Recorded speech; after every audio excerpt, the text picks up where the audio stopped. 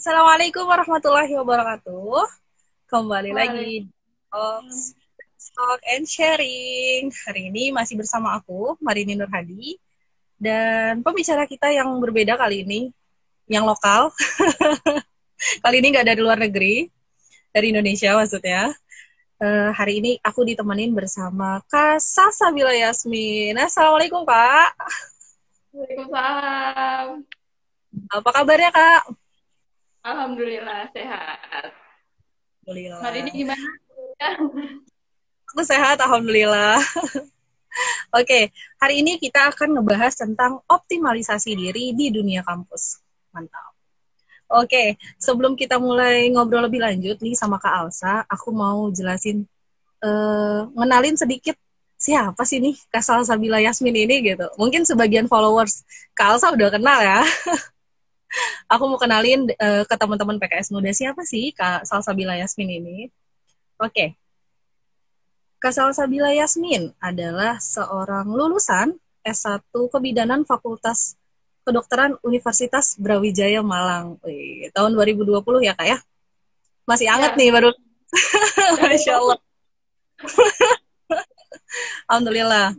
Nah, beliau ini banyak banget riwayat organisasinya, makanya beliau diundang sekarang buat ngisi tentang optimalisasi diri di dunia kampus. Masya Allah. Aku akan baca sedikit tentang riwayat organisasinya ya. Di tahun 2016 itu beliau sempat menjadi staf Departemen Pengembangan Sumber Daya Mahasiswa di Universitas Brawijaya Kak ya. Terus 2017-nya lanjut lagi beliau menjadi staf Departemen Advokasi dan Kajian Strategis. Masya Allah.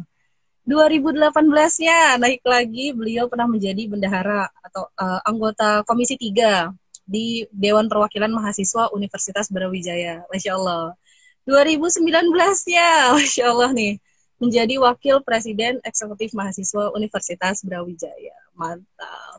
Ini tuh keren banget, Kak Alsa bisa 4 tahun berturut-turut ikut organisasi itu mantap banget sih, masih banyak banget uh, riwayat organisasi mantap banget. Oke, langsung aja ya Kak Alsa. Ngomongin tentang optimalisasi diri di dunia kampus nih Kak. Sebelumnya pertama kali aku mau nanya, sebenarnya tuh makna kampus buat Kak Alsa ini apa sih? Jadi sebenarnya gini sih, mungkin sebelum masuk kampus gitu ya. Ini kan mungkin yang sebelum-sebelumnya itu mahasiswa dari luar negeri gitu ya. Kalau Ya, tadi di kamar ini, ya ampun, banyak banget organisasinya. Sebenarnya kalau di kampus eh, banyak banget orang yang bakal ikut-ikut organisasi. Istilahnya teman-teman nggak usah berkecil diri karena misal nih, wah bisa nggak ya nanti ikut organisasi atau kayak gimana. Soalnya nanti teman-teman bakal beradaptasi gitu.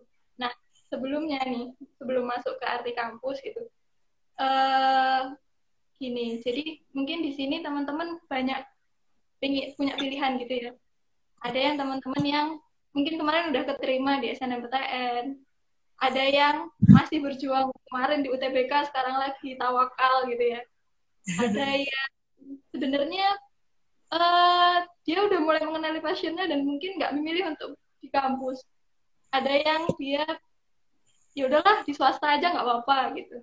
Sebenarnya yang paling penting itu kalau menurut Mbak ya, dimanapun kampusnya, dimanapun kita sekolah, dimanapun kita mengembangkan diri, yang paling penting itu adalah kita yang mau belajar. Karena misal nih banyak banget kejadian misal di universitas negeri gitu ya, yang biasanya yang sekarang tuh banyak diglorifikasi gitu. Wah, kayaknya kalau nggak masuk negeri itu kayak gimana gitu. Padahal ketika pun di negeri tapi kitanya nggak mau belajar, itu akan istilahnya percuma gitu. Karena fasilitas-fasilitas yang ada tidak termanfaatkan dengan baik oleh kita. Nah, sebaliknya ketika kita mungkin di tempat yang belum, mungkin fasilitasnya kurang atau kayak gimana gitu ya, tapi kitanya mau untuk belajar, sebenarnya bisa banget kita tuh melejit. Nah, poinnya di sini adalah masa-masa kampus adalah masa-masa tempat teman-teman belajar. Jadi kita harus punya mindset pembelajar itu sendiri. Apa aja mindset pembelajar? Yang pertama ya teman-teman harus mau dikritik, teman-teman harus mau belajar dengan berusaha. Terus kalau misalnya nerima feedback atau apa gitu, nggak gampang baper gitu ya, nggak gampang insecure sekarang ya, kayak banget. Terus habis itu kita mau berusaha, terus belajar dari pengalamannya orang lain. Istilahnya kalau teman-teman paham gitu ya, kalau teman-teman mau nyari-nyari sendiri gitu tentang growth mindset itu teman-teman harus punya ketika teman-teman mau mulai untuk menentukan perjalanan selanjutnya ketika mau masuk ke kampus gitu. Masya Allah, mantap nih. Oke, gimana nih Kak? Kan ngomongin tempat ideal ya, potensi kita gitu. Nah, kenapa sih kampus ini yang menjadi tempat yang ideal gitu untuk kita mengoptimalkan potensi diri gitu? Kan sebenarnya masih banyak tempat yang lain gitu. Atau bisa aja kita ngembangin potensi di mana aja gitu, nggak harus di kampus. Tapi kenapa menurut Kak Alsa kampus itu adalah tempat yang tepat? Ya, jadi kalau misalnya di kampus itu kan kita ada atmosfer belajarnya ya. Atmosfer belajar yang mana sebenarnya banyak banget hal yang bisa kita akses dari kampus. Misal nih, ketika teman-teman mau mengakses relasi ke profesional, ke dosen, itu dari kampus bisa banget. Teman-teman mau mengakses penelitian, apa aset-aset yang penelitian, lab-lab dan lain sebagainya, teman-teman bisa mengakses di kampus. Terus apa ya, banyak banget yang teman-teman bisa akses ketika di kampus dan itu tuh merupakan hal yang mahal gitu ketika teman-teman melewatkannya. Termasuk akses ke teman-teman. Jadi teman-teman kalau misalnya masuk kampus tuh kan dapat teman dari berbagai macam daerah gitu ya biasanya. Dapat teman-teman dengan berbagai macam karakter yang rupa-rupa gitu, rupa-rupa. Nah, teman-teman akan belajar juga menghadapi banyak orang di kampus. Nah, atmosfer belajar itulah yang sebenarnya mahal ketika kita masuk kampus. Dibanding kalau misalnya enggak, meskipun ketika kita nggak masuk kampus pun juga nanti akan ada wahana belajar yang lain. Cuman ketika kita di kampus kita belajar untuk ini, mungkin belajar berpikir secara terstruktur. Karena nanti kalau kita masuk kampus, kita mulai kuliah gitu ya, kita kan diajarin buat metodologi, penelitian, dan lain sebagainya. Itu mungkin singkatnya. Oke, mantap nih. Baru 2 pertanyaan tapi jawabannya udah mantap banget. Oke, lanjut nih ya Kak ya. Kira-kira tadi kan kita udah ngomong kenapa kampus udah jadi tempat tepat karena memang banyak relasinya di situ ya Kak ya.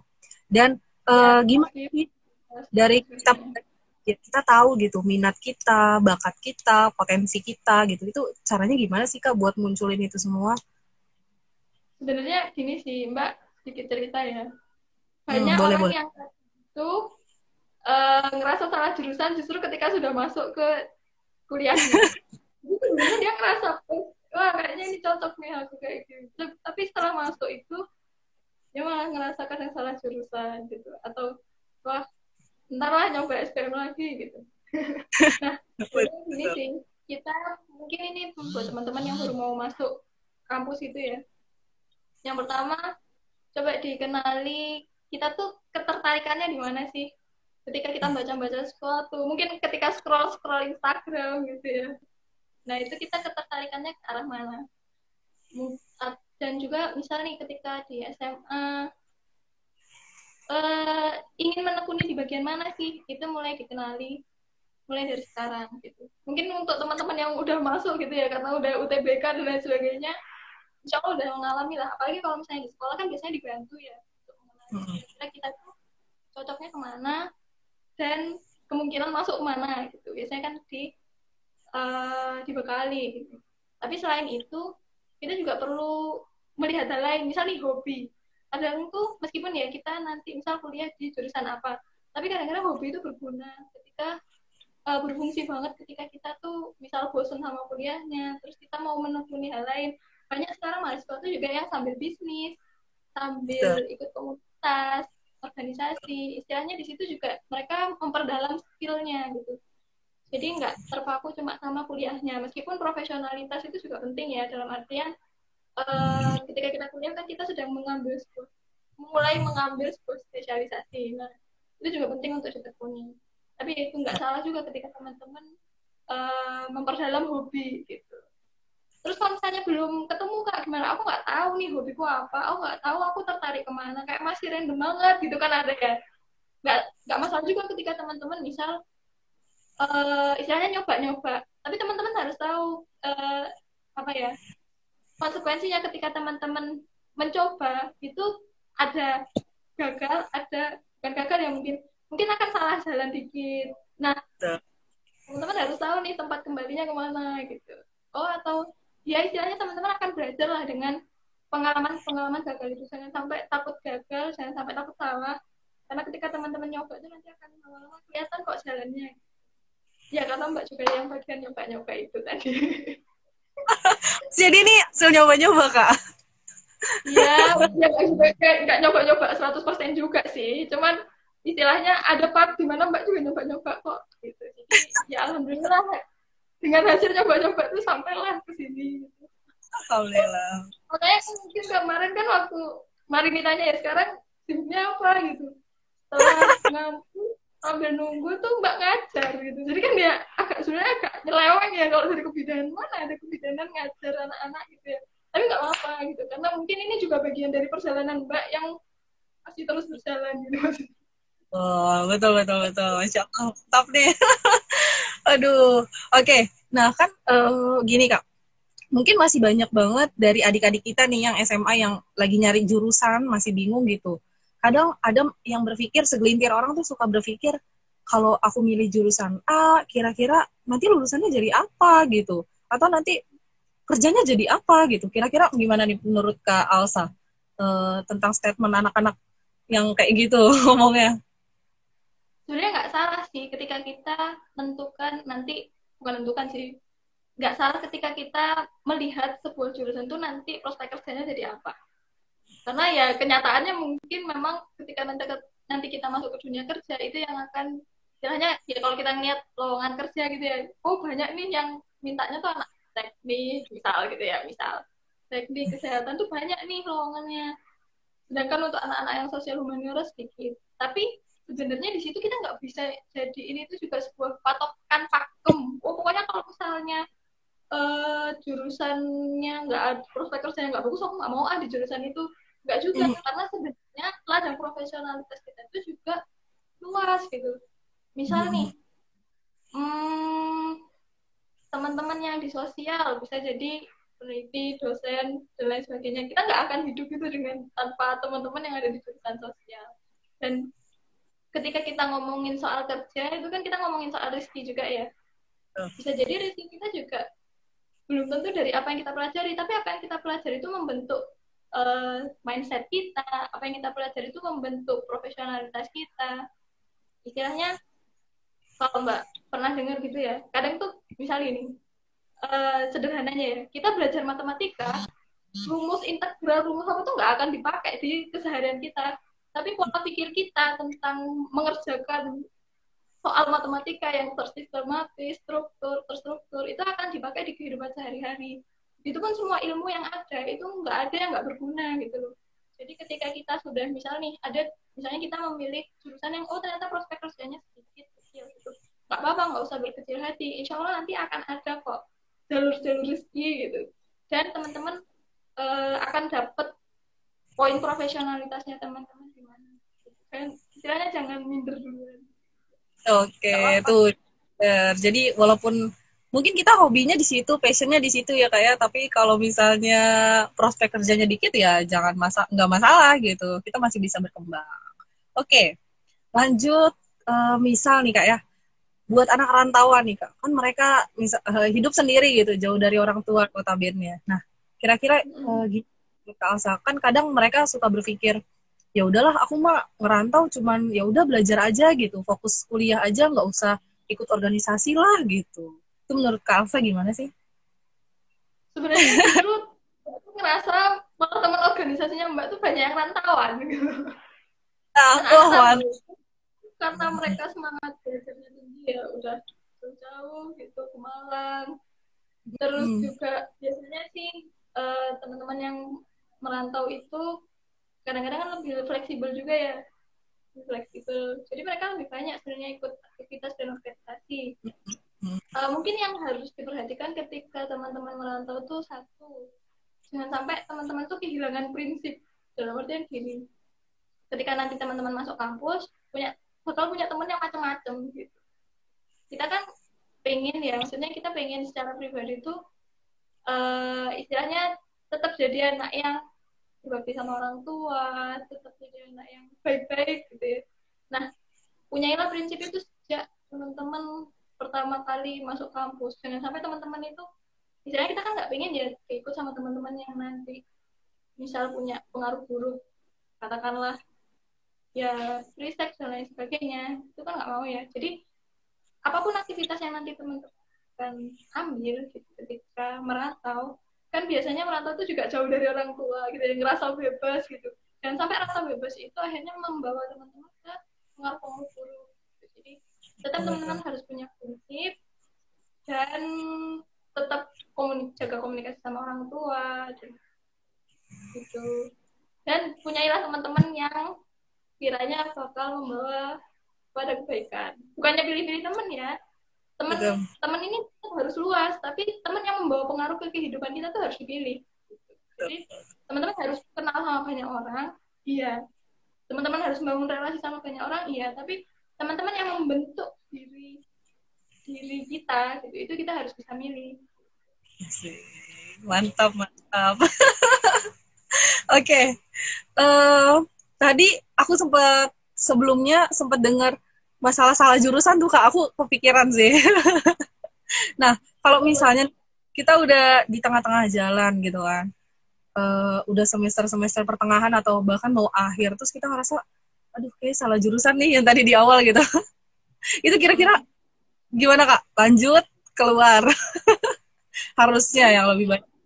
Bahaya, ini pertanyaannya ntar aku jadi curhat. Gak apa-apa Kak, curhat. Kita butuh Alsa. Mungkin ini Mbak ini ya, sebenarnya Mbak ngomong di sini juga bukan yang paling benar gitu, paling sempurna gitu, enggak. Karena kenyataannya juga Mbak mungkin belum bisa jadi contoh yang bagus untuk misal nih kalau Mbak ngomong ya, Mbak nanti misal ngomong, wah akademiknya tuh harus seimbang kalau misalnya nanti organisasi gitu. Biasanya Mbak juga telat gitu ya. Ini pengakuan dosa dulu nih. Gak apa. Nah, jadi kita tuh masing-masing punya jatah gagal. Kalau yang Mbak pernah dengar cerita dari teman, Mbak cerita sih, ini inspirasi dari teman Mbak. Kita tuh masing-masing punya jatah gagal. Kita masing-masing punya jatah salah. Dan mumpung masih muda gitu ya, nggak apa-apa salah dan gagal, asalkan itu membuat kita belajar. Nah, misalnya tadi kasusnya adalah salah jurusan gitu ya. Mbak juga ngerasa gitu di kebidanan, seharusnya Mbak ini udah profesi, udah kayak koas gitu mungkin ya kalau kedokteran.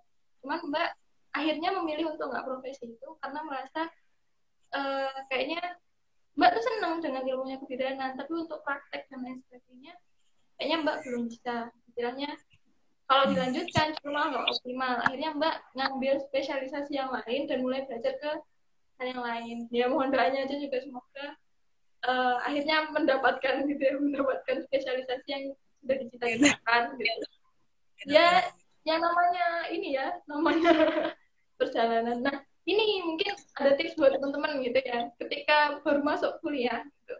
Teman-teman coba list selama di kampus tuh pengen ngapain aja sih. Nah, itu coba di list dari awal. Mungkin Mbak juga kesalahannya dulu nggak bikin kayak gitu ya. Jadi ketika Mbak pertama kali masuk kuliah, istilahnya Mbak tuh kayak nyoba-nyoba banyak hal dan mungkin bisa jadi kurang terarah gitu.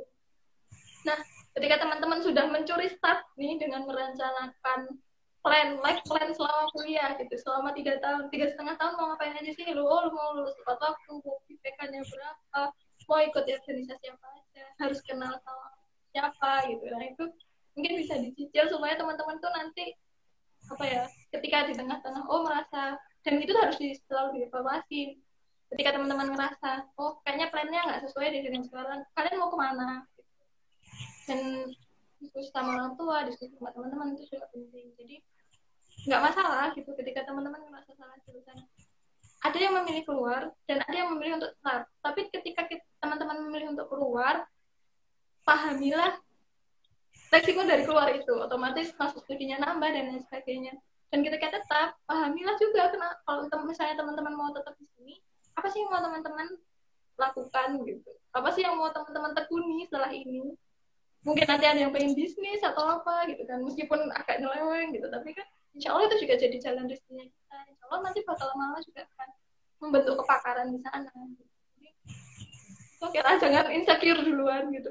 Nah ini mungkin apa kita kita perlu punya cita-cita, kita perlu punya ambisi, tapi jangan lupa kita juga harus punya fleksibilitas. Jadi kadang kita perlu mengikuti arah sungai gitu. Tapi kita juga nggak boleh ngikutin terus, tapi kita juga harus punya visi, harus punya misi hidup yang jelas. Gitu. Kak Alsa sendiri pernah gak sih ngerasa salah jurusan gitu di tengah-tengah perjalanan? Ya, Pernah. Mbak dulu tuh boleh, pernah. Kenapa? boleh diceritain gak ke kita? Dulu itu Mbak ngerasa salah jurusan waktu di semester 2. Biasa kan ya, semester 2. Tuh kayak Iya, salah jurusan. Aku ngikutin skillnya nggak bisa gitu. Nah, terus sempet pengen, udah SBM lagi gitu.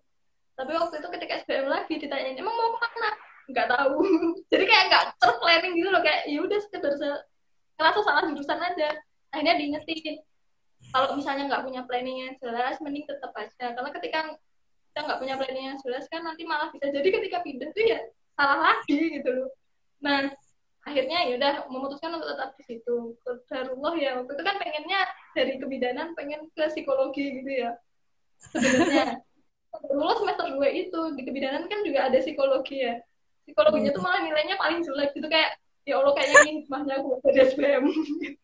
Meskipun ya waktu itu juga karena kecelakaan sih, kecelakaan waktu itu ya adalah gitu. Jadi pas Mbak ngerasa salah jurusan itu akhirnya mencoba untuk opsinya ketika nggak pengen praktek tuh apa sih gitu.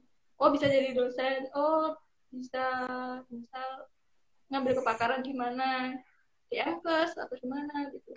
Dan ya Mbak akhirnya coba-coba cari juga. Oke deh. Jadi seorang Kak Alsa juga pernah merasakan salah jurusan ya. Tapi pada akhirnya kan di Apa kebidanan. sih kiat-kiat di awal untuk biar nggak salah jurusan gitu ya, tadi ya Mbak udah ngomong di awal. Cuman ketika teman-teman salah jurusan, jangan jangan berkecil hati gitu. Benar-benar dipikir dengan hati dan pikiran yang lapang, diistihorohin dulu. Kalaupun teman-teman mau ganti, ya teman-teman harus tahu konsekuensinya. Kalaupun mau teman-teman tetap, ya teman-teman juga harus paham konsekuensinya ketika itu terus dijalani. Betul, betul, betul. Memang keseriusan ya Kak ya, di antara memilih keputusan itu. Baik. Oke, selanjutnya aku penasaran nih. Kira-kira jika Kak Alsa menjadi mahasiswa baru lagi nih, menjadi maba lagi, kira-kira Kak Alsa mau milih kebidanan lagi atau mau yang lain Kak? Kayaknya yang Atau lain. saat misal jadi maba lagi gitu, angan-angan gitu. Ya, jadi dulu tuh memang random banget waktu SMA tuh kayak enggak. Karena kan memang Mbak tuh, ya itu tadi ya yang Mbak sempat bahas di awal tadi. Sebenarnya dimanapun tempatnya, kita harus punya semangat belajar. Dulu tuh waktu Mbak SMA memang bukan di SMA yang favorit. Jadi istilahnya untuk mengakses kira-kira aku mau ke jurusan apa sih, terus kampusnya mana aja, itu nggak sebanyak teman-teman yang di negeri gitu. Jadi Mbak tuh SMA-nya di pucuk gitu ya, di pucuk. Nah akhirnya ya udah yang ya akhirnya bingung kan, udahlah Bismillah ambil kedokteran kebidanan, itu kan jurusan yang tipikal sekali ya, anak-anak pengen kedokteran gitu, atau nggak di kedokteran di kebidanan gitu. Nah akhirnya Mbak sekarang tuh mikir, mungkin dulu ketika Mbak mau masuk kuliah, ketika Mbak pengen apa ya, Mbak mungkin pengen untuk lebih memetakan informasi lagi, yang mana sih yang benar-benar Mbak pengen gitu, mana sih yang benar-benar sesuai gitu. Dan ya itu tadi mungkin Mbak udah sempat ngasih tipsnya, kalau udah masuk gitu, teman-teman penting untuk menyiapkan plan ketika selama kuliah itu mau ngapain aja. Karena ketika kita nggak punya plan ya akhirnya nanti bisa jadi kita ngalir ke tempat yang walau alam gitu. Tapi sebenarnya Mbak juga ngerasa sih dengan ngalirnya Mbak kemarin itu, insya Allah tetap ada hikmahnya kok, tetap ada hikmah. Insya Allah ada hikmah yang luar biasa. Mungkin ketika Mbak nggak ngambil kebidanan gitu, itu nggak akan terjadi. Ya ya Allah tuh selalu punya rahasia lah di setiap fase kehidupan kita, di setiap kegagalan kita tuh ada kemudahan, setiap kesulitan kita tuh ada kemudahan. Ya, insya Allah ya tetap tetap bersyukur. Jadi tadi ya mungkin dua yang pengen Mbak ulangi ya, satu mungkin Mbak pengen mengatakan informasi yang udah Mbak dapat waktu itu karena sangat random ketika Mbak pengen milih kebidanan itu. Yang kedua ya perlu memetakan juga teman-teman pengennya kamu kuliah ngerjain apa.